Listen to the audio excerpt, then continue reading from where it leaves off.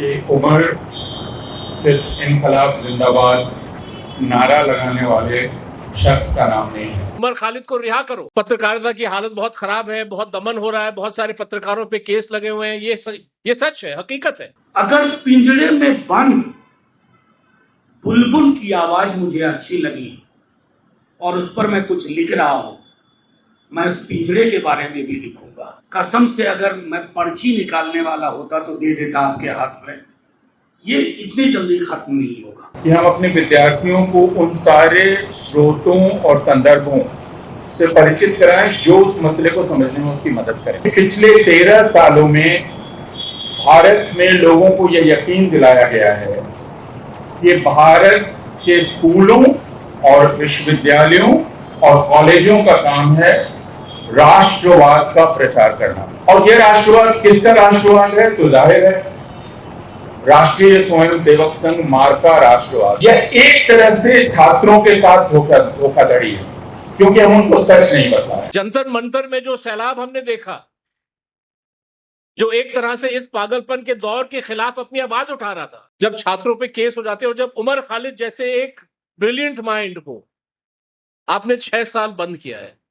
मैं सोच रहा था, जब मनोज झा जी थे, उन्होंने कहा कि मैं राज्यसभा में हूं, हो सकता कि कल ना रहूं।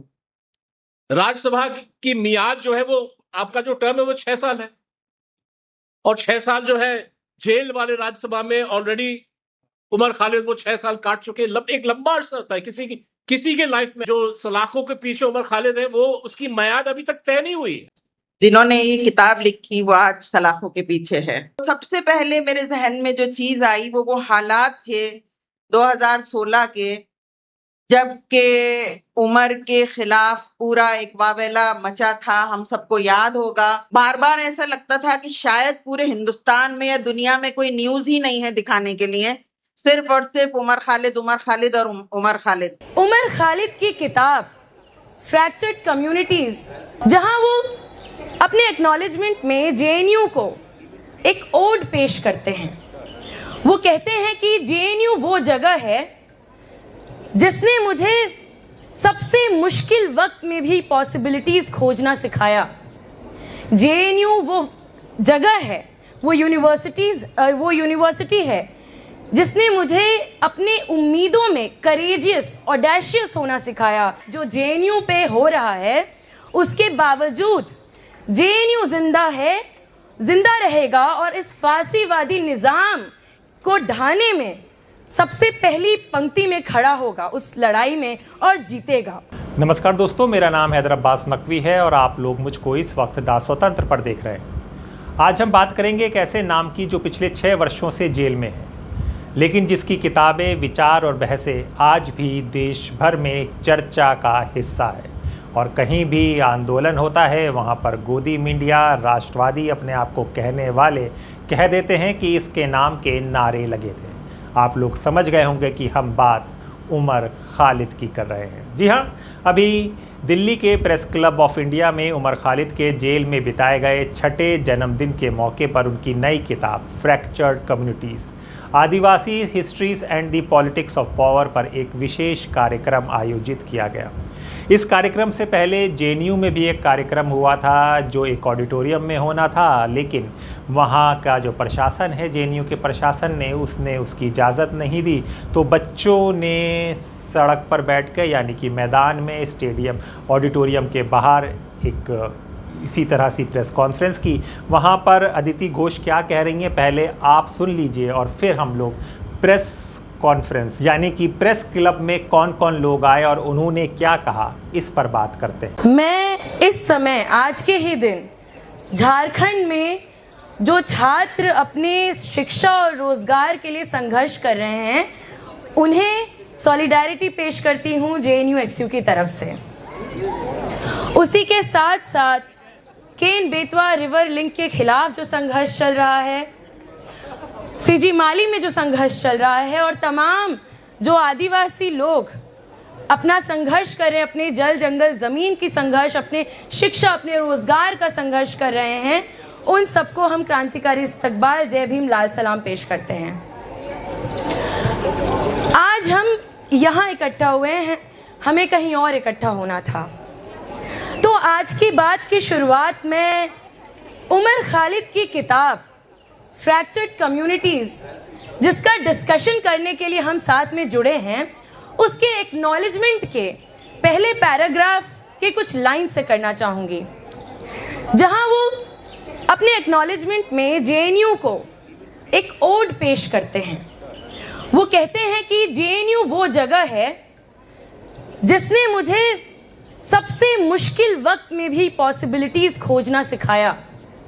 जेएनयू वो जगह है, वो यूनिवर्सिटी है जिसने मुझे अपने उम्मीदों में करेजियस, ऑडेशियस होना सिखाया कि हमें we should hope against hope.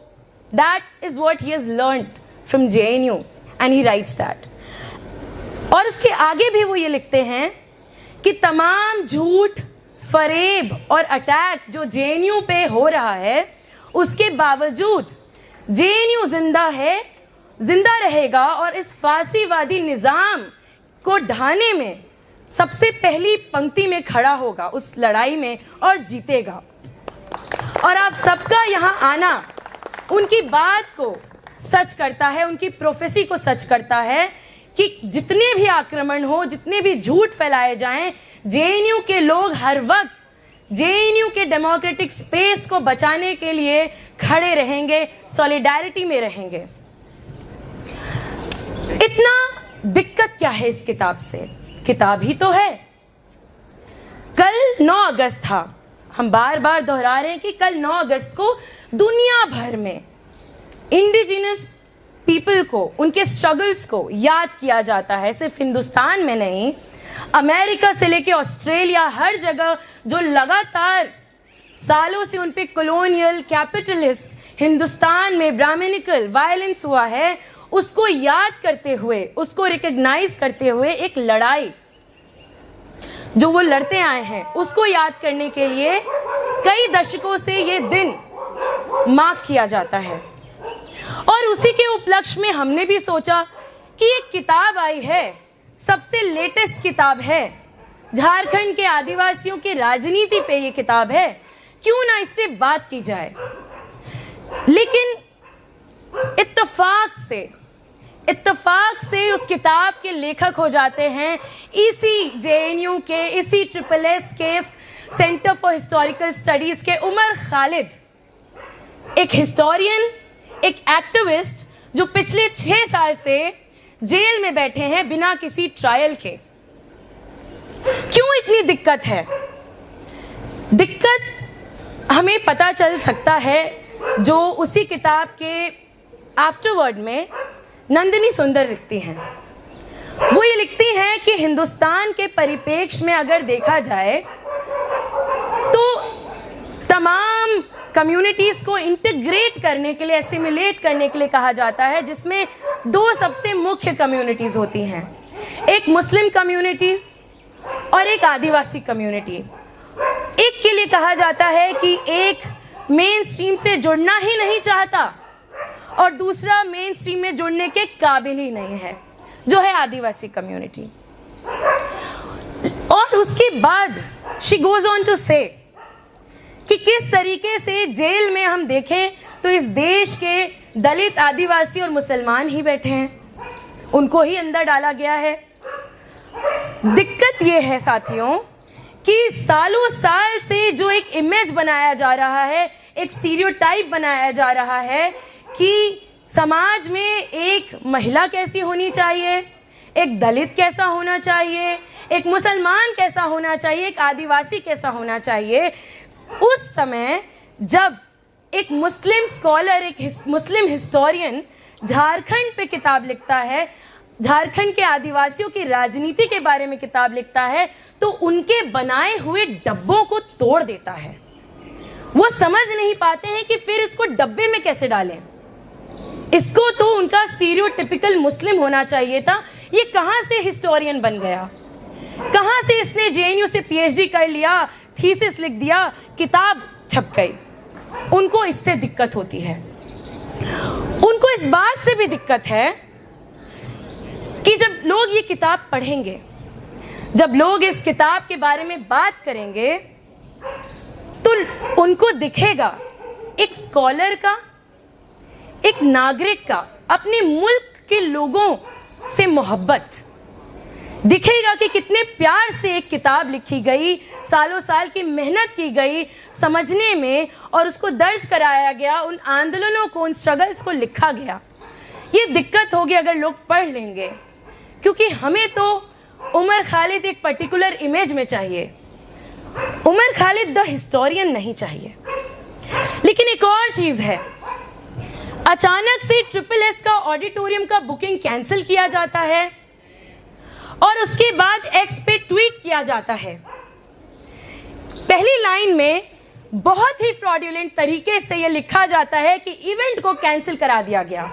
नीचे जाके लिखते हैं कि बुकिंग कैंसिल हुई है और उसमें बेहद बेशर्मी से हमारे प्रोफेसर्स का साइन किया हुआ डॉक्यूमेंट को अपलोड कर दिया जाता है, ऐसे वक्त में जब उसका बिल्कुल मिसयूज हो सकता है। उसके बाद भी ये भी लिखा जाता है कि पूरा इंफॉर्मेशन नहीं दिया गया था।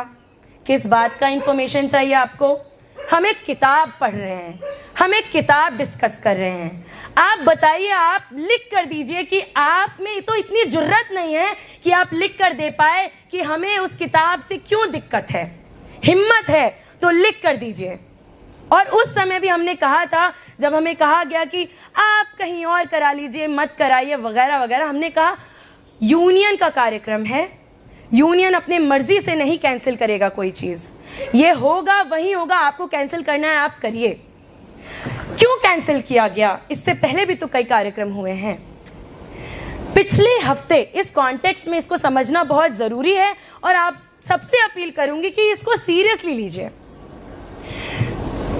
हमने फरवरी के महीने में इसी कैंपस में एक आंदोलन देखा था वीसी के तमाम करप्शंस के ऊपर देखा था। उसके बाद रस्टिकेशन से लेकर तिहाड़ तक का एक सफर रहा।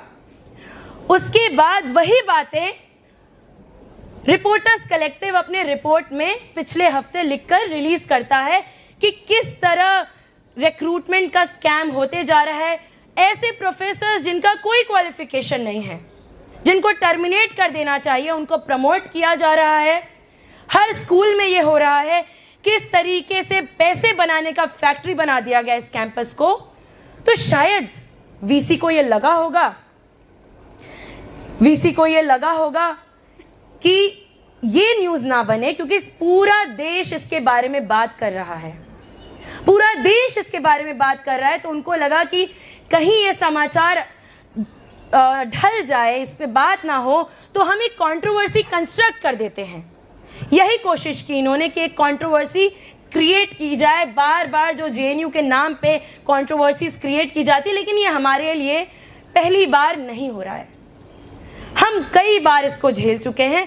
इस बार भी आप सबने दिखा दिया कि हम हमेशा इनके अटैक्स झेलने के लिए तैयार रहते हैं। तो हम आते हैं इस बात पे। खैर, जो पिछली बात, आप सबसे गुजारिश है कि रिपोर्टर्स कलेक्टिव का ये रिपोर्ट पढ़िए, उसको ज़्यादा से ज़्यादा शेयर करिए और आने वाले दिनों में हम उस पर ज़रूर बात करेंगे, उस पर आंदोलन करेंगे, हम प्रेस कॉन्फ्रेंस करेंगे, हम बताएंगे दुनिया वालों को कि क्यों वीसी जब कैंसिल करती है तो उसमें अपने सारे आकाओं को टैग करती है। प्राइम मिनिस्टर के ऑफिस से लेके होम मिनिस्टर से लेके निर्मला सीतारमण, प्रहलाद जोशी, न जाने कौन कौन। क्या जरूरत थी उनको आगे अपने लिए कुछ फ्यूचर में चाहिए, लेकिन हमारा फ्यूचर तो ना बर्बाद करें। देश में, देश के हिस्से में हर जगह जब एक आंदोलन चल रहा है छात्रों का, तब उनके लिए जरूरी होता है कि वो ऐसी हरकतें करें, कम्युनलाइज करें चीजों को, किताबों को भी बांटें। इनको हमारे क्लासरूम से नफरत है, हमारी किताबों से दिक्कत है। अब आते हैं फ्रैक्चर्ड कम्युनिटीज पे। क्या है फ्रैक्चर्ड कम्युनिटीज? इसका सबटाइटल है Adivasi histories and the politics of power. Umar Khalid बहुत ही, जो स्कॉलर हैं, वो बहुत ही बेहतरीन तरीके से हिस्ट्रीज, प्लूरल वर्ड का इस्तेमाल करते हैं। वो इस चीज को, इस तिलिस्म को तोड़ने की कोशिश करते हैं कि इंडिया में या कहीं भी आदिवासी तो एक ही जैसे होते हैं, उनका इतिहास, उनकी राजनीति एक ही जैसी होती है, या एक ही डिबेट है शायद आदिवासियों के जिंदगी में, आउटसाइडर वर्सेस इनसाइडर का डिबेट है। इस सारे नैरेटिव को वो क्वेश्चन करते हैं, उसका जवाब भी देते हैं, वो पुराने स्कॉलर्स से अपनी किताब में डिस्कशन भी करते हैं। इस लिनियरिटी को तोड़ते हुए, इस होमोजीनियस कॉन्सेप्शन को तोड़ते हुए वो इस थीसिस को लिखते हैं, और आज वी आर प्रिविलेज्ड कि हम उस किताब के बारे में डिस्कशन कर रहे हैं। और हमारे पास एक एस्टीम्ड पैनल है। हमारे पास हर्ष मंदिर हैं जो एक सोशल एक्टिविस्ट हैं और कारवाने मोहब्बत के फाउंडर हैं। We have Bano Jyotsna, welcome comrade, ये फॉर्मर स्टूडेंट हैं, JNU की एक्टिविस्ट हैं। We have professor Uma Chakravarti, of course she needs no introduction, we are so honored and privileged to have her amongst us. And we have Professor Prabhu Mahapatra, ये उमर खालिद के thesis के examiner रहे हैं और historian हैं, Delhi university में history पढ़ाते थे। वी हैव शुद्धब्रतो, ये रक्स मीडिया कलेक्टिव के फाउंडर हैं, आर्टिस्ट हैं। इन्हें हम पहले भी सुन चुके हैं जब सर्विलांस के खिलाफ हमने एक टॉक कराया था। तो अब आप लोग का ज़्यादा वक्त ना लेते हुए बस आखिरी एक बात कहूँगी कि आप सबको शुक्रिया करूँगी कि आज ये मुमकिन है क्योंकि आप सब यहाँ पर खड़े हैं। आप सबके बिना मुमकिन नहीं है। आप सबके बिना ना ये यूनियन कुछ है, ना ये यूनिवर्सिटी कुछ है। तो लगातार जो धमकियां ABVP के गुंडे हमें दे रहे थे, अलग अलग प्लेटफॉर्म्स पे दे रहे थे, जान दे देंगे, होने नहीं देंगे, तो आप लोगों ने भी दिखा दिया कि हम भी देखते हैं कैसे नहीं होने देंगे। और आप सबको इसके लिए क्रांतिकारी इस्तकबाल, और ऐसे इवेंट्स लगातार होंगे। हमसे हमारे क्लासरूम्स कोई छीनेगा, हमसे हमारी किताबें कोई छीनेगा, तो हम उसकी कड़ी निंदा करते हैं और उसको जोरदार जवाब देंगे। और इस बात से खत्म करती हूँ कि we condemn this shameless administration, this coward administration जो डर के मारे कैंसिल करता है, ये उन पे लानत भी भेजते हैं और आप सबको मुबारकबाद भी देते हैं। तो दोस्तों, ये आपने सुना। अब इसके बाद प्रेस क्लब ऑफ इंडिया चलते हैं। इस कार्यक्रम में पत्रकार, शिक्षकों, सांसदों और सामाजिक कार्यकर्ताओं ने हिस्सा लिया और उमर के विचारों, आदिवासी इतिहास और लोकतंत्र से जुड़े सवालों पर चर्चा की। आज की इस रिपोर्ट में हम आपको उसी कार्यक्रम की झलक, वहां मौजूद लोगों की बातें और इस पूरे मुद्दे से जुड़ी आवाज़ें दिखाएंगे। तो आइए शुरू करते हैं। इतनी बड़ी संख्या में अगर आप लोग आए हैं तो सिर्फ उमर की किताब नहीं, किताब और लेखक का फर्क मिट जाता है। अब इसलिए यहाँ thank you very much. It's mutual thanks to each one of us on behalf of Umar and to Umar.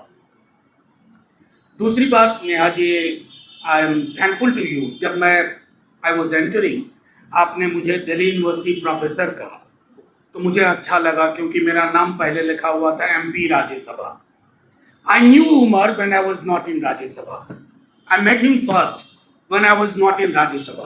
I was part of his struggle, their struggle, and Rajya Sabha happened much later. Rajya Sabha may not be there the day after or tomorrow, but people like us could be found anytime, anywhere. That's it. मैंने किताब पढ़ ली थी Apoorvanand ji. I come from discipline of social work, तो उसकी boundary fixed ही नहीं है। उसमें सोशियोलॉजी है, एंथ्रोपोलॉजी है, हिस्ट्री भी है। It's a kind of what we call millet khichdi. तो मिलेट खिचड़ी का दायरा बहुत बड़ा रहता है। So I read that book. In fact I was very happy. Vineet ji यहाँ हैं या नहीं है, I heard him speak about the arrival of the book. I was very happy that Jagannath has brought this out. I'll come to your question a little later. I'll not take much of your time or anybody's time here because Rajya Sabha has trained me either not to speak or to speak very briefly. That's what the regime wants. Don't speak. If possible speak in 2 minutes. उसमें जय हिंद बोलने में ही 30 second चले जाते हैं. What I did yesterday, I thought I should break certain points. I looked at this book as a research guide. And all of you who are pursuing PhD, look at this as how do you access archive? How do you deal with archive? There are very few books I have seen, those who teaches you how to go about archive, accessing it, making meaning out of it. Second, must read acknowledgement to begin with. That tells you who Umar is.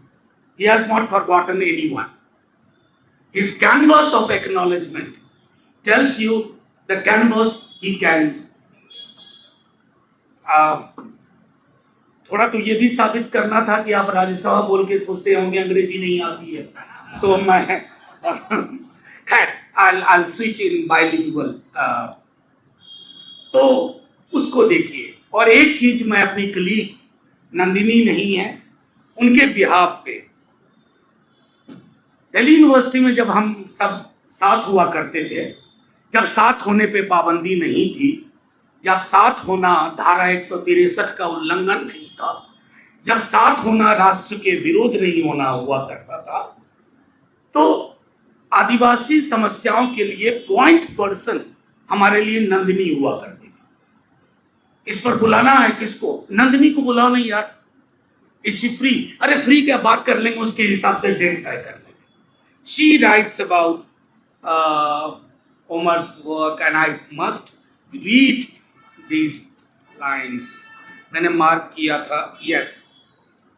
But I want to focus on Umar the historian and the loss to the academic world by locking up this brilliant mind. As someone who has worked extensively on Adivasi history, I truly felt that I learned something new when I read this thesis. That's, I think, a gold medal for someone, and coming from someone whose entire life is dedicated to Adivasi people, Adivasi history, including a fight against Salva-Judum and a struggle against Salva-Judum. And Umar also, in the introduction, looks at, in his book, looks at these things. 1 minute और लूंगा. हाँ, नहीं, असल में बेकार जाएगा ये सारा, बाद में तो रिव्यू लिखना ही है. मैं कल एक और चीज सोच रहा था. मैंने आपका वो लेख पढ़ा इंडियन एक्सप्रेस का, मुझे अच्छा भी लगा, मुझे बुरा भी लगा. तो लिखी तो थी वो लाइन मैंने अंग्रेजी में, लेकिन हिंदुस्तानी में बता रहा हूं. अगर पिंजड़े में बंद बुलबुल की आवाज मुझे अच्छी लगी और उस पर मैं कुछ लिख रहा हूं, मैं उस पिंजड़े के बारे में भी लिखूंगा जहां से बुलबुल को गाना पड़ रहा है. बुलबुल cannot be separated from the cage she is placed in. So this book cannot be separated from the life and times Umar is undergoing. It's his 6th birthday today. So birthdays पे हम उदास नहीं होते हैं. तो I repeat what Apoorva sir said, happy birthday. एक जो पूरी किताब में मुझे जो चीज लगी, एक रिसर्चर की ethical commitment. And because in our department there is a paper called, there is a chapter I have introduced in my university, the researcher in the field, जहां हम एथिकल कंसिडरेशन को देखते हैं. He has done it beautifully. The title of the book, fracture is memory of the injury. If you take fracture, इस शब्द को अगर उसके विस्तार में देखें, और मैं ज्यादा वक्त नहीं लेते हुए कहूंगा, जो प्रभु ने भी कहा, Umar is not in a hurry to reduce people to sociological categories. And that's the best part of it. हमारी रिसर्च बहुत ब्लैक एंड व्हाइट होती है. बल्कि मैं सच कहूँ, आपने जिक्र किया था कि नहीं कि इम्पिरिकल जो पूरा साइंटिफिक थॉट हमको गाइड करता था, तो उसमें अक्सर मैं ये चुटकुला ही कहता हूँ, पहले तो इसको गंभीर से होकर के मैं सुनाता था कि एक पॉजिटिविस्ट को कहा गया कि साहब ये क्या है। उसने कहा कि ये भेड़ जैसी चीज है जिसका एक हिस्सा काला है। बोला एक हिस्सा क्यों बोल रहे हो? बोला दूसरा तो मैं देख ही नहीं पा रहा हूं। I think Umar has stayed away from those kind of ideas and thought. And finally, to your question, in less than 30 seconds, आपने मुझसे कहा कि कब ये खत्म होगा। कसम से अगर मैं पर्ची निकालने वाला होता तो दे देता आपके हाथ में। ये इतनी जल्दी खत्म नहीं होगा। ये खत्म सिर्फ किताब लिखने से नहीं होगा, किताबों को पढ़ने से नहीं होगा। ये खत्म पॉलिटिकल पार्टी के भरोसे भी नहीं होगा। अगर मैं ये साफ साफ कहूं, हम एक ऐसे पैराडाइम के दौर में जी रहे हैं, उस पैराडाइम का तोड़ एस्टैब्लिश्ड पॉलिटिकल पार्टी के पास नहीं है, नए नवेलों के पास भी नहीं। वो प्रतिमान, वो पैराडाइम तब टूटेगा। I am sorry to borrow a foreign example, क्योंकि विदेश से इन दिनों लेना देना मना है, तो मैं विदेश से ये आइडिया लेना नहीं चाह रहा था, लेकिन चूंकि विदेश पाकिस्तान नहीं है तो मैं ये ले रहा हूं। French students movement in 68, they did something and they changed French society. सत्ता नहीं ली उन्होंने, फ्रेंच सोसाइटी को बदल दिया। Architecture, politics, history, homes, cars, refrigerators, because they said, be realistic, demand the impossible. Jai Hind, thank you very much.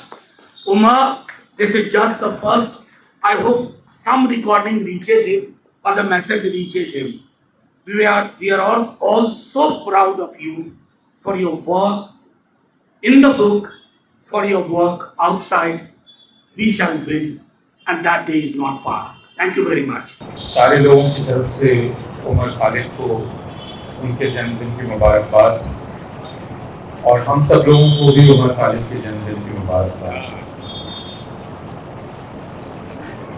आपने जो सवाल किया है, उमर और खालिद की यह किताब उस बात का सबूत है कि उमर सिर्फ इनकलाब जिंदाबाद नारा लगाने वाले शख्स का नाम नहीं है, बल्कि वह सोचने वाले, किसी एक मसले की गहराई से पड़ताल करने वाले, और जैसा अभी प्रोफेसर प्रभु महापात्र ने बतलाया कि वे आसान जवाबों तक रुकने वाले इंसान नहीं हैं, बल्कि किसी मसले को उसकी पेचीदगी में जाकर देखने की वकालत करते हैं।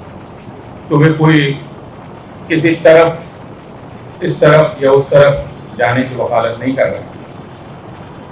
लेकिन जब बाहर की दुनिया में आप आए तो आपको फैसला करना पड़ता है कि आप किस तरफ हैं।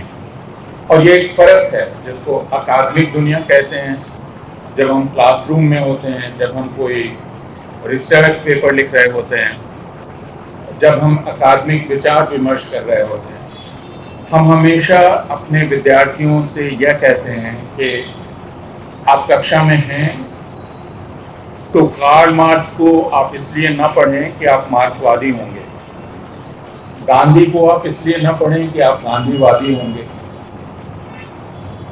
और हम इसलिए पढ़ाते भी नहीं हैं, बल्कि हम यह चाहते हैं कि जिस चीज़ को भी आप पढ़ रहे हैं, जिसका भी अध्ययन कर रहे हैं, उसके प्रति आपका नज़रिया एक आलोचनात्मक नज़रिया होना चाहिए और आपकी खुद अपनी एक राय होनी चाहिए। तो हम किसी को कोई वादी होने के लिए नहीं पढ़ाते, और पढ़ाना प्रचार करना नहीं है। यह फर्क करना बहुत जरूरी है, क्योंकि पिछले 13-14 सालों में यह फर्क बिल्कुल मिट गया है। लोग आमतौर पर यह समझते हैं कि पढ़ाने का मतलब है प्रचार करना।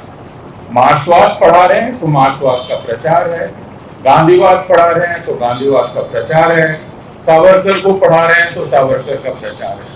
ये नहीं है, हम उसकी पड़ताल करने के लिए दावत देते हैं और उसके लिए जो औजार होते हैं, बौद्धिक, इंटेलेक्चुअल इंस्ट्रूमेंट्स, टूल्स, हम वो मुहैया करने का काम करते हैं। और हमारा ये फर्ज है एकेडमिक दुनिया के सदस्यों के रूप में कि हम अपने विद्यार्थियों को उन सारे स्रोतों और संदर्भों से परिचित कराएं जो उस मसले को समझने में उसकी मदद करेंगे। और हम उसे यह भी यकीन दिलाना चाहते हैं कि उसकी अपनी आवाज का महत्व है। उसकी आवाज उसके अध्यापक की आवाज नहीं होनी चाहिए।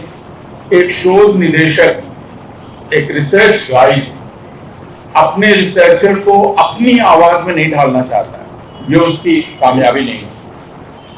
तो ये काम यूनिवर्सिटी का है। और एकेडमिक फ्रीडम का सवाल या एकेडमिक आज़ादी का सवाल जिसके बारे में आपने बात की, वो इससे बहुत गहराई से जुड़ा हुआ है, क्योंकि पिछले 13 सालों में भारत में लोगों को यह यकीन दिलाया गया है कि भारत के स्कूलों और विश्वविद्यालयों और कॉलेजों का काम है राष्ट्रवाद का प्रचार करना। शिक्षा का उद्देश्य क्या है, मकसद क्या है? शिक्षा का मकसद है राष्ट्रवादी तैयार करना। तो राष्ट्रवाद सबसे बड़ा मकसद हो गया शिक्षा का। और यह राष्ट्रवाद किसका राष्ट्रवाद है? तो जाहिर है राष्ट्रीय स्वयंसेवक संघ मार्का राष्ट्रवाद, वह जिस तरह राष्ट्रवाद को परिभाषित करता है। अब उस राष्ट्रवाद के चौखटे में जो इतिहास ठीक बैठता है वह इतिहास, जो विज्ञान ठीक बैठता है वह विज्ञान, जो गणित ठीक बैठता है वो गणित, जो समाजशास्त्र ठीक बैठता है वो समाजशास्त्र, उसी को मंजूर किया जाएगा। और ये जो राष्ट्रवाद है आरएसएस का, ये इसका ये कहना है कि भाई हमारा जो हिंदुस्तान है ये एक ऐसी जगह है जहां किसी भी तरह का कोई भेदभाव नहीं है, एक समरस समाज है। इसलिए आप यूनिवर्सिटी में, आप सिलेबस में हमारी लड़ाइयां क्या हैं जिनको लेकर हम बाहर बात नहीं कर पाते। और ये बहुत तकलीफ की बात है कि यूनिवर्सिटी के प्रोफेसर्स बाहर की दुनिया को नहीं बतलाते हैं कि डिपार्टमेंटल कमिटीज में क्या चल रहा है, एकेडमिक काउंसिल में कौन सी बहस हो रही है, सिलेबस कैसे तैयार हो रहा है, 4 ईयर अंडरग्रेड प्रोग्राम में क्या धोखा है, 1 ईयर एमए प्रोग्राम में क्या धोखा है, यह हम नहीं बताते हैं। यह एक तरह से छात्रों के साथ धोखाधड़ी है, क्योंकि हम उनको सच नहीं बतला रहे हैं। हम उनको ये नहीं बतला रहे हैं कि अब यूनिवर्सिटी हमें ये कहती है, समाजशास्त्र के अध्यापकों को कहती है कि आप अपने सिलेबस में जाति शब्द का इस्तेमाल नहीं करेंगे। इतिहास के लोगों को यह कहती है या बाकी जगह के विषय के लोगों को कहती है कि जेंडर, इसका इस्तेमाल नहीं किया जाना चाहिए। सेक्सुअलिटी तो बहुत ही गंदी चीज है, उसका तो उच्चारण ही नहीं किया जाना चाहिए। इसका मतलब सारे सिलेबस को, करिकुलम को सैनिटाइज किया जा रहा है और यह काम यूनिवर्सिटी के स्तर पर भी किया जा रहा है। और बहुत बार आप सारे लोगों को उस भयंकर संघर्ष का पता भी नहीं चलता जो संघर्ष कई अध्यापक उन कमिटीज में लड़ते हैं और लहूलुहान होकर नहीं करते हैं, कई बार अपमानित होकर नहीं करते हैं, क्योंकि उन्हें एक स्टैंडिंग कमेटी ये बतलाती है कि आप भले ही 30 साल से पढ़ा रहे होंगे पॉलिटिकल साइंस, सोशियोलॉजी, हिस्ट्री, लेकिन हम आपको बताएंगे कि मुझे जैसे इतिहास विभाग के मेरे मित्र ने बताया कि उनको कहा गया कि आपने ग्लोबल हिस्ट्री कुछ ज्यादा नहीं कर दिया है। आप बताइए, हमको तो नेशनलिस्ट माइंड तैयार करना है और आप इतना ग्लोबल हिस्ट्री पढ़ाएंगे तो नेशनलिज्म कहां से आएगा? तो उनको बतलाना पड़ा कि भाई ग्लोबल हिस्ट्री पढ़ाएंगे तो फिर इंडिया का महत्व भी समझ में आएगा।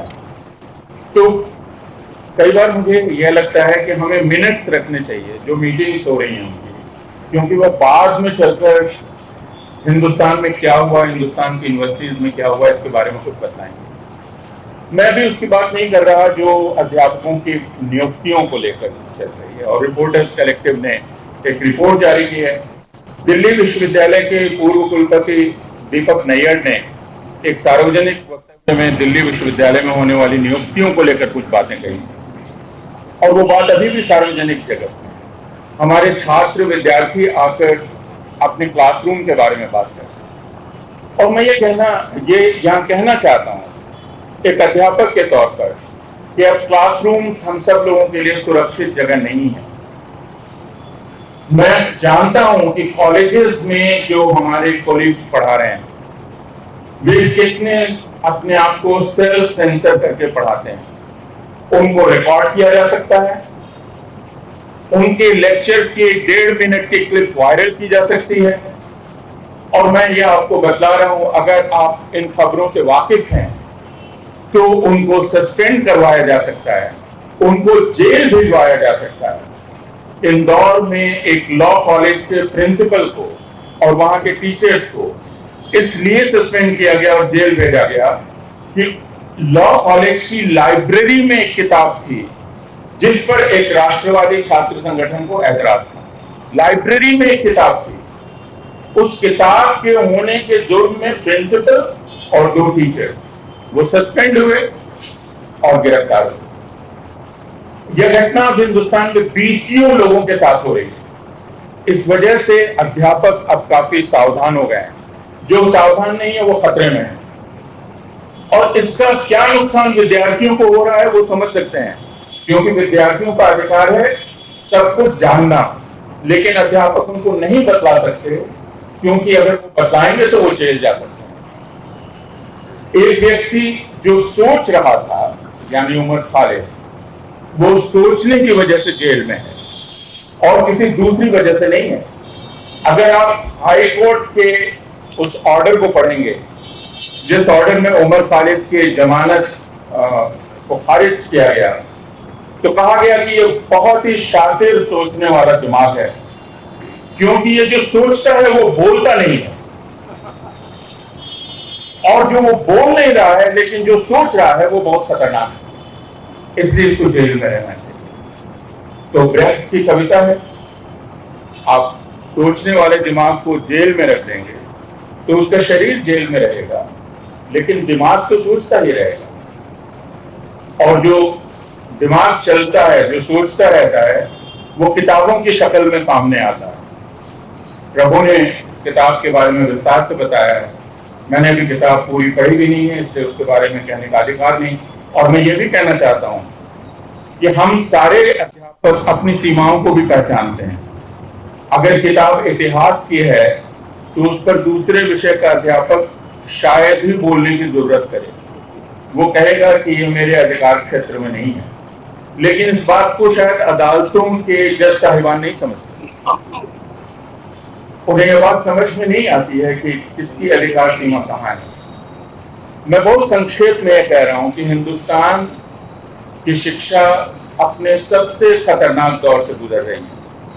इस बात का पूरा खतरा है कि इस वक्त जो पीढ़ी पढ़कर निकलेगी स्कूलों से और विश्वविद्यालयों से, अगर उसे जैसे भूगोल के एक विद्यार्थी को हिंदुस्तान के एक स्कूल में भूगोल कैसे पढ़ाया जा रहा है, भूगोल पढ़ाया जा रहा है पवित्र भूगोल के रूप में। भारत क्या है, एक सेक्रेड ज्योग्राफी है, इस रूप में पढ़ाया जा रहा है। तो जब हमारा यह विद्यार्थी या यह विद्यार्थी निकलेगी पढ़कर और वो अशोका यूनिवर्सिटी की एक ज्योग्राफी पढ़े हुए व्यक्ति के सामने खड़ी होगी, तो दोनों में कैसे तुलना होगी, कैसे चलेगी? यह इस असमानता का हम क्या करेंगे जो असमानता पैदा की जा रही है राष्ट्रवाद के नाम पर? तो ये एक प्रश्न है, जो प्रश्न यह किताब भी आपके सामने रखती है। इस किताब को पढ़ना भी आसान नहीं होगा, क्योंकि इस किताब को पढ़ने के लिए थोड़ा बहुत पृष्ठभूमि आपकी आदिवासी इतिहास की होनी चाहिए। इतिहास नामक डिसिप्लिन का जो रिगर है उसकी भी आपको जानकारी होनी चाहिए, उसका प्रोटोकॉल आपको मालूम होना चाहिए। तो हर कोई हर किताब पढ़ भी नहीं सकता, इस बात का एहसास भी हम लोगों को रहना चाहिए। लेकिन जैसा मैंने कहा, ये दौर ऐसा है जिसमें जज साहिबान दिमाग के भीतर क्या चल रहा है उसका अनुमान करके किसी को जेल में रखते हैं। उमर खालिद इस जुल्म के चलते जेल में है कि वह एक सोचने वाला दिमाग है। लेकिन मैं ये जोड़ना चाहता हूँ, ये मेरी आखिरी बात है, कि ये कहना एक अधूरा सच है। पूरा सच ये है कि उमर खालिद के साथ जो किया जा रहा है उससे सिर्फ एक बात बताई जा रही है कि हिंदुस्तान में हर सोचने वाला मुसलमान इस वक्त खतरे में है। हर मुसलमान तो खतरे में है ही, हर मुसलमान खतरे में है, उसका जीवन अनिश्चित है। लेकिन खासकर सोचने वाला मुसलमान इस मुल्क के लिए, इस राष्ट्रवादी सत्ता के लिए खतरनाक है और इसलिए वो खतरे में है। बहुत बहुत शुक्रिया। पागलपन का एक और नमूना देखिए बंबई में, जिस तरह से छात्रों पे झूठा मुकदमा, एक अजीब और गरीब किस्म की लॉजिक जज साहब के कलम के जानिब से ये जस्टिफाई करने के लिए कि आपको जमानत नहीं मिल सकता। लड़कों पे एक इल्जाम क्या था कि उन्होंने इत्तेफाक से आज के इस फंक्शन के कॉन्टेक्स्ट में उन्होंने स्लोगन उठाए कि उमर खालिद को रिहा करो। तो इस मंच से मैं अपनी बातों को इसी स्लोगन से शुरू करूंगा, जिसके चलते छात्रों को गिरफ्तार किया बंबई में, कि उमर खालिद को रिहा करो। ये किताब जो है, थोड़ा बहुत आप काफी कुछ आप सुन चुके हैं। ये कहानी ब्रिटिश हुकूमत के जमाने का बताते हैं उमर खालिद। और जब मैं प्रोफेसर महापात्र का जो एक एनालिसिस सुन रहा था, तो उन्होंने एक फ्रेज इस्तेमाल किया कि अंग्रेजों ने आदिवासियों को पैसिफाई करने की कोशिश की। पैसिफाई का मतलब वो तो एक यूफेमिज्म है, अंग्रेजी में कहते हैं रिप्रेस। अंग्रेजों का मंसूबा यह था कि भाई किस तरह से हिंदुस्तान के अलग अलग जो लोग हैं, आदिवासी हो, दलित हो, अलग अलग प्रदेशों के लोग हो, मजदूर हो, किसान हो, किस तरह से उनको पैसिफाई किया जाए, किस तरह से उन पे दमन, अत्याचार, रिप्रेशन लगाया जाए। लड़ाई ये थी उस जमाने की। और जाहिर है कि अगर आप उस पैसिफिकेशन के खिलाफ कुछ बोलते हैं तो अंग्रेज आप पे कार्रवाई तो करेंगे ही करेंगे। 2014 के बाद ये जो पागलपन का जो दौर चल रहा है, नया भारत जिसको कहते हैं, अब अगर आप रिप्रेशन के खिलाफ काम करते हैं तो आप पे कार्रवाई होगी। अगर आप बीते हुए एक जमाने की रिप्रेशन के बारे में लिखेंगे तो आप पे कार्रवाई होगी। पैसिफिकेशन ऑफ द स्कॉलर, अपूर्वानंद ने कहा कि भाई यहां तक कि एक लाइब्रेरी में किताब का रहना आपको खतरे में डाल सकता है। किसी सिलेबस में आपने एक टेक्स्ट बुक, एक बुक को प्रिस्क्राइब किया, आपको खतरे में डाल सकता है। अक्सर हम लोग, नेहा और हम तो आरफा नेहा और हम पत्रकार हैं, अक्सर हम लोग रोया करते हैं कि भाई पत्रकारिता की हालत बहुत खराब है, बहुत दमन हो रहा है, बहुत सारे पत्रकारों पे केस लगे हुए हैं। ये सच है, हकीकत है। लेकिन मुझे लगता है कि जितना दमन, जितना जो है वायलेशन एकेडमिक कम्युनिटी झेल रहा है, और लाखों करोड़ों की तादाद में लोग अफेक्टेड हैं। जंतर मंतर में जो सैलाब हमने देखा, जो एक तरह से इस पागलपन के दौर के खिलाफ अपनी आवाज उठा रहा था, ये सैलाब उस सियासत, उस प्रणाली का एक प्रोडक्ट है जिसने शिक्षा को एकदम खत्म करने की कोशिश की। एग्जाम में धांधली, पढ़ाने में धांधली, अध्यापक और कुलपतियों के चयन में धांधली। ऐसा लगता है कि ये जो नया भारत है, ये अपने नौजवानों को तालीम नहीं देना चाहता। वो नहीं चाहते कि लोग अपना दिमाग को किस तरह से इस्तेमाल करें, किस तरह से वो अपनी बातों को रखे, वो नहीं चाहते कि ये सब हो। तो नेहा जी, आपका सवाल, मुझे लगता है कि खतरा अभी भी मुझे लगता है कि हर दिशा से नजर आता है। झूठ बोला जाता है पार्लियामेंट में, जहां आपके सामने सबूत उन मरीजों के शरीरों के जरिए कि पैलेट गन का इस्तेमाल हुआ, जहां हॉस्पिटल के रिकॉर्ड्स बताते हैं, जहां आरटीआई इंक्वायरी बताता है, जहां पुलिस की डायरी बताते हैं कि गोलियां बरसाई गई, वहां पे मंत्री पार्लियामेंट में खड़े होकर कह सकते हैं कि गोली नहीं चली। एक खुलम खुला झूठ बताया जा रहा है और इस झूठ को जो है बड़े जो मीडिया चैनल्स हैं उस झूठ को आगे बढ़ा रहे हैं। आप कोर्ट कचहरी के दरवाजे पर दस्तक डालें तो न जाने क्या आपको सुनने को मिलेगा। जब मैं ये 30 छात्रों के किस्से को सुन रहा था कि उन्होंने कोई किताबें डाउनलोड की, पुलिस का इल्जाम था कि उन्होंने कुछ ऐसी किताब डाउनलोड की है, तो जब छात्रों के वकील ने कहा कि भाई ये किताब तो इलीगल नहीं है, इन पे कोई बैन नहीं लगी है, तो जज साहब ने कहा फिर भी इंक्वायरी होनी चाहिए कि किताब को डाउनलोड क्यों किया। वो दिन शायद दूर नहीं कि अगर आपने एक मशहूर किताब है लिटरेचर में, to kill a mockingbird, Harper Lee की किताब है, हो सकता है कि आने वाले दिन में कोई जज कहे कि आपने डाउनलोड किया तो किल अ मॉकिंग बर्ड, अच्छा तो सबसे पहले तो 302 का इस पे केस लगाओ, उसके बाद मॉकिंग बर्ड तो एनवायरमेंटल कानून के तहत भी इनको पकड़ा जाए। और गनीमत यह है कि जज साहब हो सकता है ये भी कहें कि भाई हार्पर ली को शामिल किया जाए कि ये साजिश में ये शामिल है।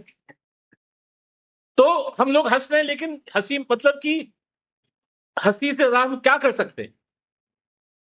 कहां पे जाके हम जस्टिस मांगे जब कोर्ट कचहरी का रवैया ये है, जब पार्लियामेंट में झूठ बोला जाता है, जब छात्रों को एक शांतिपूर्ण तरीके से एक अपना डेमोन्स्ट्रेशन करने का अधिकार नहीं मिलता, जब जो पत्रकार इसके बारे में लिखते हैं, सच्चाई के बारे में लिखते हैं, जो तल्ख सवाल पूछते हैं, उन पे अक्सर मुकदमे दर्ज किए जाते हैं, जब अध्यापकों को कटघरे में खड़ा किया जाता है कि आपने फलां किताब क्यों प्रिस्क्राइब किया, आपने कोर्स में ये क्यों कहा, जब छात्रों पे केस हो जाते हैं, और जब उमर खालिद जैसे एक ब्रिलियंट माइंड को आपने 6 साल बंद किया है।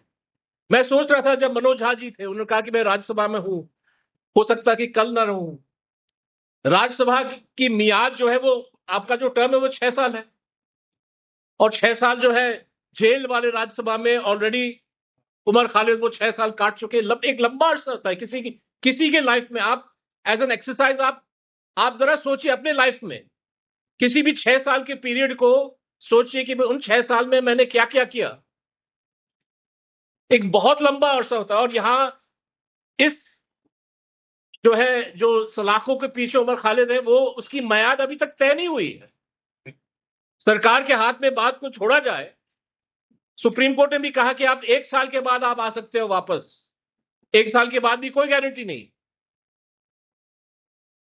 और नाइंसाफी उनके साथ तो हो ही रहा है, लेकिन साथ साथ मैं इस चीज को सीधे तौर पे जो जेन जी का जो प्रोटेस्ट है, जो एजुकेशनल क्राइसिस, इससे मैं जोड़ना चाहता हूं कि अगर आपके सबसे ब्रिलियंट माइंड्स को आप इस तरह से जेल के अंदर बंद करेंगे, रिसर्च नहीं करने देंगे, अपना काम नहीं करने देंगे, उनकी बातों को आप तोड़ मरोड़ के अदालत में पेश करते, जहां उन्होंने अमन और शांति की बात की, वहां पे जैसे अपूर्वानंद जी ने कहा कि जज साहब कह रहे हैं कि हाँ बात तो रखी, लेकिन उनके दिमाग में क्या था। तो एक ऐसा जो है एक सिचुएशन बनाया हुआ है। मुझे लगता है कि उमर खालिद के स्कॉलरशिप को पूरी तरह, मतलब it's a tribute to his scholarship, it's a tribute to the fine mind that he has been able to accomplish and produce a book of this quality. that he remains unbowed, he remains determined to fight for justice. And I think it's essential that through this meeting, other discussions about the book, we remain focused on this absolutely terrible injustice that India is doing, New Bharat is doing. To Umar Khalid, Sharjeel Imam, Mahesh Roth, Surinder Gadling, other prisoners of conscience who are rotting in jail year after year, no prospect of trial, with the most absurd charges being leveled against them. जिन्होंने ये किताब लिखी वो आज सलाखों के पीछे है। हमें ये किताब जब मिली और हमने इसको पढ़ना शुरू किया और देखा, तो सबसे पहले मेरे जहन में जो चीज आई वो हालात थे 2016 के, जबकि उमर के खिलाफ पूरा एक वावेला मचा था। हम सबको याद होगा कि किस तरह मीडिया में उस वक्त उमर के अंडरग्राउंड होने का और फिर अरेस्ट होने का, और वो जो इशू था, बार बार ऐसा लगता था कि शायद पूरे हिंदुस्तान में या दुनिया में कोई न्यूज ही नहीं है दिखाने के लिए, सिर्फ और सिर्फ उमर खालिद और उमर खालिद। हालांकि उनके साथ और नाम भी थे, लेकिन वो उनके नैरेटिव को ज्यादा सूट नहीं करते थे, इसलिए वो नाम अब नहीं है। और उमर खालिद का नाम जो है वो आज भी हम देख रहे हैं कि किस तरह से वो मीडिया के थ्रू एक नैरेटिव सेट कर रहे हैं। तो 2016 का वो बहुत मुश्किल वक्त इस माने में भी था कि वो पहला एनकाउंटर था हम लोगों के लिए इन हालात का। पहली दफा हमने ये सब चीजें फेस की थी, खुद उमर ने भी और पूरी फैमिली ने भी, उमर की बहनें और सब लोगों के लिए ये एक नया एक तजर्बा था कि किस तरह से पुलिस और मीडिया के थ्रू उमर को जो नाम दिया जा रहा था, जिस तरह पेश किया जा रहा था, वो हमको मालूम है। उन हालात में फिर वो अरेस्ट भी हुआ, और अरेस्ट के बाद जब उमर को रिलीज होकर आए, ये वही साल है जबकि उन्हें अपनी थीसिस कंप्लीट करके सबमिट करनी थी। तो वो जो कोर्ट कचहरी के चक्कर और पुलिस का और सब चीजों का एक जहनी तौर पे जो प्रेशर होता है, उन हालात में उमर ने इस थीसिस को कंप्लीट किया। इस थीसिस को लिखते वक्त जिन लोगों ने भी जिस तरह उसकी हेल्प की, मैं उनकी भी शुक्रगुजार हूँ। उन हालात में वो थीसिस कंप्लीट करने के बाद सबमिशन का मामला था, वो भी जो है मना कर दिया गया, लेकिन कोर्ट के इंटरवेंशन से वो थीसिस सबमिट हुई, जो आज किताब की शक्ल में हमारे सामने है। मैंने ये बात कही थी कि ये किताब हम वाकई सिर्फ इसलिए ना पढ़ें कि वो जेल में है, बल्कि वो एक जो किताब है वो हमारे लिए एक बहुत बड़ा सरमाया भी है, एक एसेट है हमारे लिए। हम ये सोचकर उस किताब का पढ़ें, और आज अल्लाह का शुक्र अल्हम्दुलिल्लाह कि बहुत हजारों लोगों ने इस किताब को खरीदा है, हजारों लोग उसको पढ़ रहे हैं। और मैं समझती हूँ कि कहीं ना कहीं उमर को जानने और पहचानने का एक नया मौका है उनके लिए, क्योंकि हम ये भी जानते हैं कि जो ये मीडिया का नैरेटिव है, उसके जरिए से मासेस में, अवाम में उमर की जो तस्वीर है उसको हम सोच भी नहीं सकते कि किस तरह। मैं अगर आपको अंदर की बात बताऊं तो खुद मेरी मतलब उमर की बहनों की जो फ्रेंड्स हैं, उनके रिश्तेदार उनको कहते हैं कि जब उन्हें ये पता चलता है कि उमर की बहन की फ्रेंड है, तो वो उनको डांटते धमकाते हैं कि खबरदार उस घर में मत जाना। लेकिन जिन लोगों ने उमर को करीब से देखा है, जो जानते हैं, वो उसको सपोर्ट भी करते हैं, वो उसके को बहुत डिफेंड करते हैं, वो सब ये मालूम है। लेकिन जाहिर है कि हर कोई उतना करीब से ना फैमिली को ना उमर को जान सकता है, लेकिन ये मौका है इस किताब के जरिए से कि हम उसको जानें, उसके ख्यालात को जानें, वो किस लिए खड़ा हुआ, वो किसकी बात कर रहा था। वो हम देखेंगे कि आदिवासियों की बात वो करता है, वो सोसाइटी में दबे कुचले लोगों की बात, माइनॉरिटीज की बात, जिनको सप्रेस किया जा रहा है, उनके लिए उसने आवाज उठाई, और यही उसका सबसे बड़ा जुर्म बन गया, और इसी वजह से वो आज सलाखों के पीछे है। खुद अदालतों की जो रवैया है वो भी हमारे सामने है कि किस तरह से एक 6 साल का वक्फा एक लंबा टाइम है, बहुत बड़ा वक्त है। मुझे याद है कि जब उमर का अरेस्ट हुआ था तो किसी ने हमारे सामने ये बात कही थी कि शायद ये 2 साल के लिए अंदर चले गए, और उस वक्त ऐसा धक्का सा लगा था कि 2 साल मतलब ये फील हो रहा था कि 2 साल तो बहुत बड़ी मुद्दत है, लेकिन आज हम देख रहे हैं कि 6 साल का लंबा वक्त गुजर गया और अभी भी बज़ाहिर कोई उम्मीद की किरण नजर नहीं आ रही है। हमें भरोसा है अदालतों पर, लेकिन अदालतों के रवैये भी हमारे सामने है कि क्या किस तरह से पेश किया जा रहा है।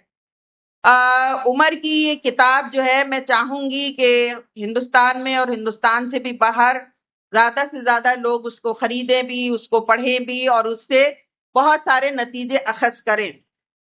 मैं अपनी बात बहुत लंबी नहीं रखूंगी, लेकिन आखिर में मैं भी एक नज्म के जरिए से ये नज्म में जो कि इंतजार नईम साहब की लिखी हुई है, लेकिन वो उन्होंने उमर के लिए लिखी है, तो मैं वो पढ़कर अपनी बात को खत्म करूंगी। उमर था सहने अदालत से आज फिर गुजरा, हिसारे जब्र में लिपटा बदन संभाले हुए। कोई भी खौफ आया था ना उसके चेहरे से, लबों पे उसके अजब मौज थी तबस्सुम की। वो मौज गर्क थी जिंदा की खामोशी जिसमें, वो मौज जिसमें छुपी थी फिजा की सफ़ा की। वो मौज जिसमें निहा मौसमों की शिद्दत थी, वो मौज जिसमें बहारों के काफिले गुम थे। वो मौज जिसमें रवा माँ के गम का दरिया था, वो मौज जो थी निशाबाद की मोहब्बत का। वो मौज रख्सा थी बहनों की आरज़ू जिसमें, वो मौज महफिले यारा की जिसमें यादें थीं। वो मौज पूछ रही थी कि जुर्म क्या है मेरा, वो मौज पूछ रही थी कि जुर्म क्या है मेरा। हजार जुल्म सितम ने मुझे है क्यों घेरा, लगी है क्यों ये ज़बां खोलने पे पाबंदी, लगी है क्यों ये ज़बां खोलने पे पाबंदी। है दूर क्यों भला तकदीर रंग बू मुझसे, उमर जो सहने अदालत से आज गुजरा तो सदा ये गूंज रही थी कहाँ है आजादी, सदा ये गूंज रही थी कहाँ है आजादी। Thank you so much. So, neither can I truly, in some sense, truly give you a long and a very, very, really a critical review of this book. All I want to point out is that in many ways, my own research has been in the same area where he did. I was born in that area in Chota Nagpur. I grew up in that area where exactly his focus of research is in Kolhan. And as it happened, I also studied at JNU, where he studied in the same Center for Historical Studies. And as it happened, I was also his PhD examiner. So in more than one way, I feel connected to his work, to him, and to many. So what I'm trying to do, I had in fact a long, very interesting talk yesterday I had to give at JNU, which was nicely interrupted and nicely, it was a nice, but I'll try and summarize some of the things and make it. First, I want to look at what exactly holds this book. I think Mr. Gill has already told you, and it is about a small region within Jharkhand.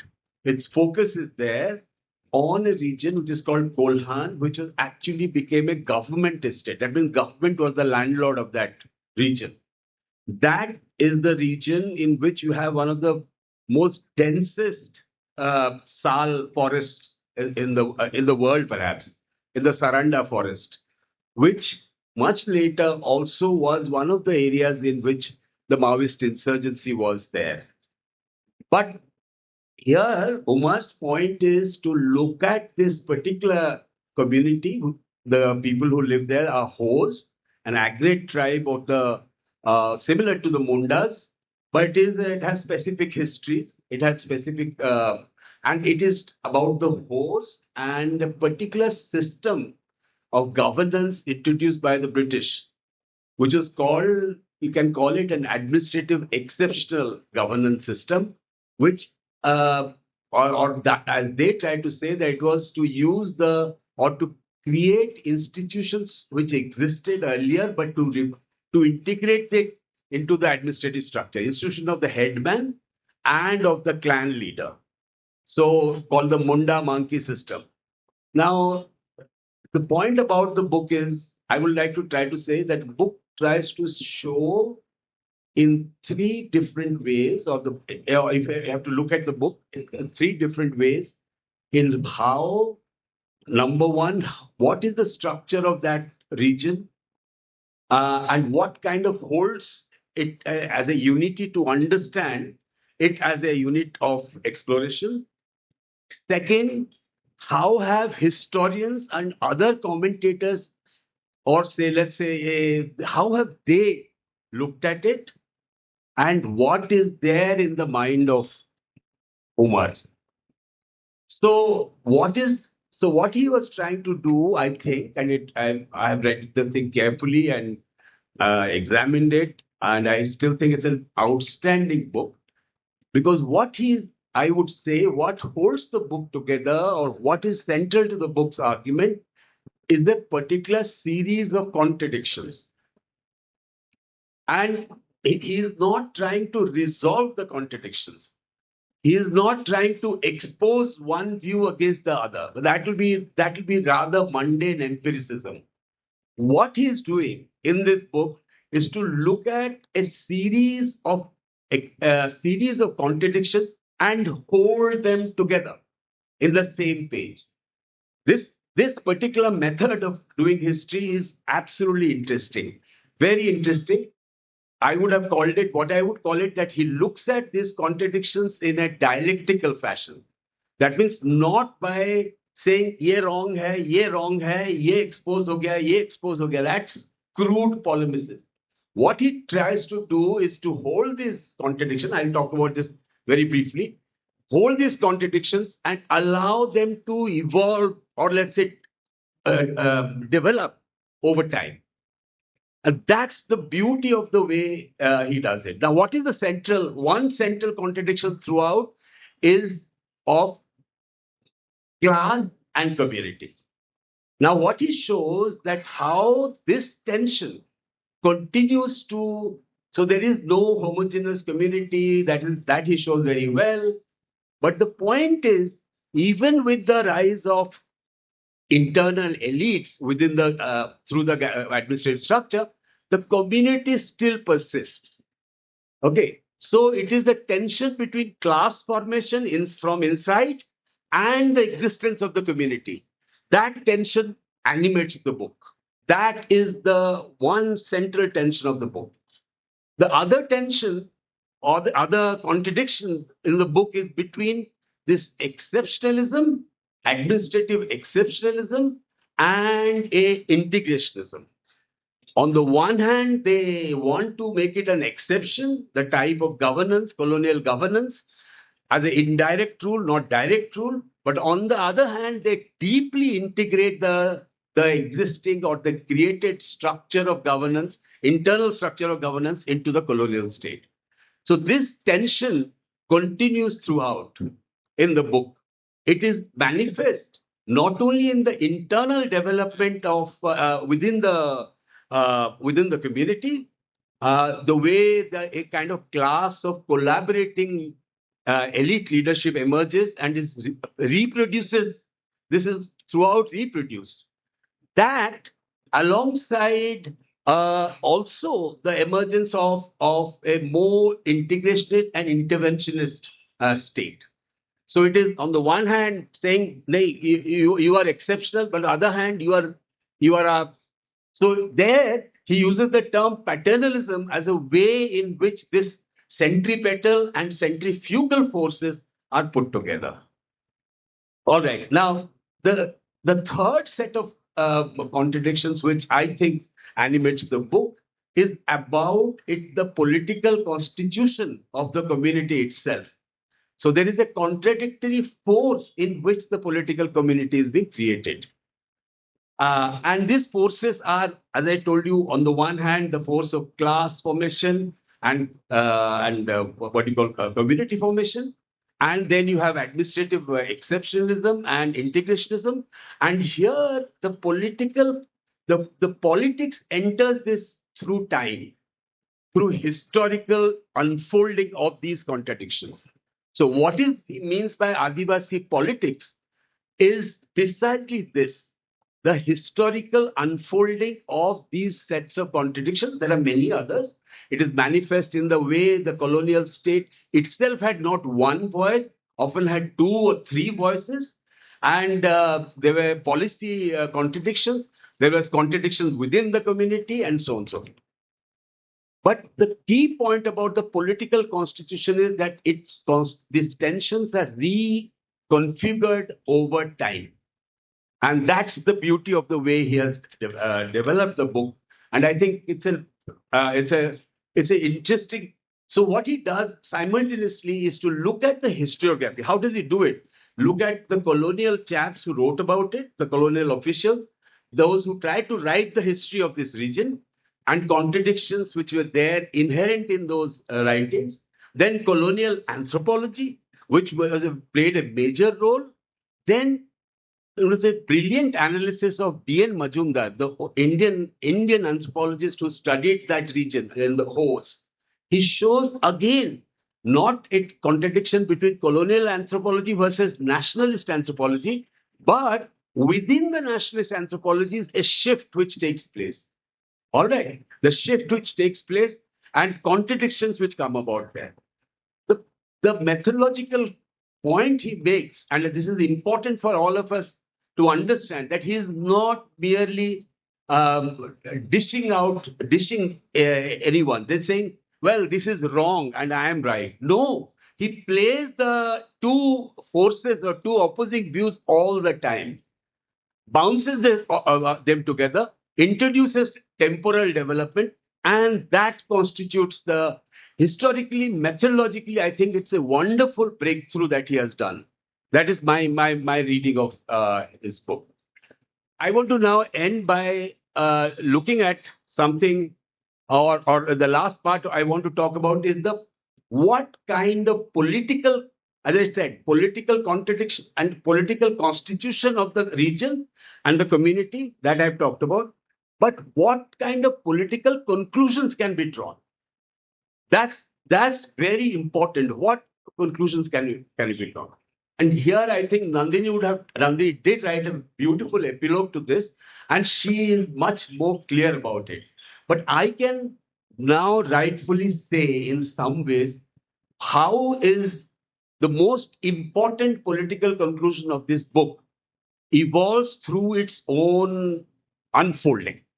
Not by saying, look, ye message hai, ye kitab ka message ye hai. It's not like a pamphlet that this is what it is.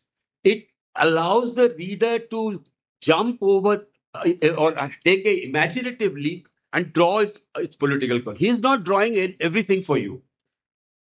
It is for us to find the political conclusion. The center point he shows is this, that the book itself, as I said, book itself is politically constituted. The region itself is politically constituted. Politics means the structure of power which is enfolding this community, both externally and internally. It is also the historiographic, or the politics of historiography which is being constituted, and he shows that. And finally, the shifts over time, initially starting as a region to be pacified because it was a threat to administrative, basically the administrative communication networks, because it was connecting Calcutta to Bombay through this region. And then secondarily in revenue collection, which was very, very minimal. It was not at all congruent with it. And third is the gradual takeover of the key resources of that region by the government, which is the forests first. Forests were first protected, then they were turned into reserves, and finally, by the end of the 19th century and early 20th century, the entry of the big capital in the form of resource extraction. Singhbhum is the largest and most important storehouse of fine grade iron ore. And the big mines all begin roughly from this period onward. There's still a series of like I don't know, or manganese, kaolin, uranium later in the other parts, and copper. So there are a whole range of resources. Now, what makes me interesting is this, that the framework, the contradictory framework that he created in the book, just 1 minute, the contradictory framework that he created in the book allows, despite the contradiction, for capital to enter. That's the most perfect example of saying, look, ये नहीं कि state उसको हाथ पकड़ के ले आया. It was through this emergence of this contrary or tension-ridden framework that capital enters and sharply transforms the community now. Now, throughout the struggle between the so-called indigenous communities and capital is the center point of the struggle. And state is now being to show how the colonial state created the framework, how the post-colonial state allowed and in some sense in the name of development displaced this work of the tribals.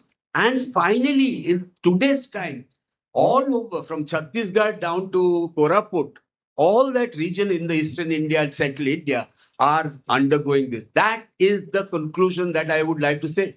Look at this conclusion not as a simple war, like he showed all, or it is a complexly historically produced contradiction, which is now playing out in the struggle between indigenous communities, so-called indigenous communities, and the. I could have drawn, but I just want to end like I ended last with a little poem to Umar. It's Umar's birthday. He has given us a great gift in the shape of the book. What gift can we give him? So I was thinking of this, and I want to just read out this poem, a little poem. Give me just 1 minute, ma'am. Sorry, this is small. This is to Umar. It is from Charles Baudelaire's great long poem called the Les Voyages. And this is to Umar. I say, astonishing voyager, what splendid stories we read in your eyes, as deep as the seas. Show us the chest of your rich memories, those marvelous jewels made of ether and stars. We wish to voyage without steam and without sails with you, to brighten the ennui of our prison, the boredom of our prisons. As he rightly said, no one is free till everyone is free. It may be that his mind is free and we are imprisoned. Make your memories framed in the horizons pass across our minds, stretched like canvases. Tell us, Umar, tell us what you have seen. दोस्तों, ये थी हमारी ख़ास report press club of India से, जहां उमर खालिद के jail में बिताए गए 6 साल, उनकी किताब, उनसे जुड़े सवालों पर चर्चा हुई। इस कार्यक्रम में कई वक्ताओं ने अपने अपने विचार रखे। इन विचारों से सहमत होना या असहमत होना हर दर्शक का अधिकार है, लेकिन माँ का, उमर खालिद की माँ का जो दर्द है उसको सारी माएँ समझ सकती हैं। हमारा उद्देश्य हम आपको साफ बता दें, इस आयोजन और वहाँ रखे गए विभिन्न पक्षों को आपके सामने तथ्यात्मक रूप से प्रस्तुत करना है, बिना किसी एडिट के। जो उन्होंने बोला वो विचार हमने आपको बता दिए। ये एक भारी आबादी है, एक तबका है जो ये सोच रखता है और उस सोच को हमने आपके सामने प्रस्तुत किया। अगर आपको ये रिपोर्ट महत्वपूर्ण लगी हो तो वीडियो को लाइक करें, अपने विचार कमेंट में ज़रूर लिखें और द स्वतंत्र को सब्सक्राइब करना ना भूलें और अपने दोस्त हैदर अब्बास नकवी को इजाज़त दें। फिर होगी मुलाकात ऐसे ही चर्चा के साथ जिसका ताल्लुक देश से, संविधान से और आपसे होगा। द स्वतंत्र।